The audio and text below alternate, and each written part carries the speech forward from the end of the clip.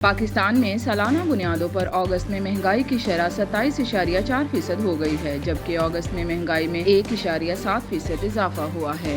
فرانسیسی news agency AFP کے مطابق حکومت روپے کی قدر میں کمی اور یوٹیلیٹی بلوں میں اضافے پر قابو پانے میں ناکام ہے، جس کی وجہ سے IMF کے ساتھ معاہدہ قرار دیا جا رہا ہے۔ پاکستان دیوالیہ ہونے کے قریب تھا جب IMF نے اس شرط پر اسٹینڈ بائی معاہدہ کیا کہ حکومت سبسڈیز ختم کرے۔ اس وقت سے روپے کی قدر میں مسلسل کمی ہو رہی ہے اور انٹر بینک میں $1 300 پاکستانی روپے سے تجاوز کر گیا ہے، جبکہ حکومت نے پیٹرولیم مصنوعات اور بجلی کی قیمت میں بھی اضافہ کر دیا ہے۔ ادارہ شماریات کی رپورٹ کے مطابق اگست میں ٹماٹر 375، مسالہ جات 16.9، انڈے 16.2، چینی 9، خشک دودھ 5.5، گندم کی مصنوعات 5، آلو 4.3، چاول 2.6، مانع ایندھن موٹر فیول کی قیمت 8.2 اور بجلی کی قیمت 1.37% بڑھی۔ اگست کے دوران شہروں میں ٹرانسپورٹ کرائے 22% اور پوسٹل چارجز 20% بڑھے۔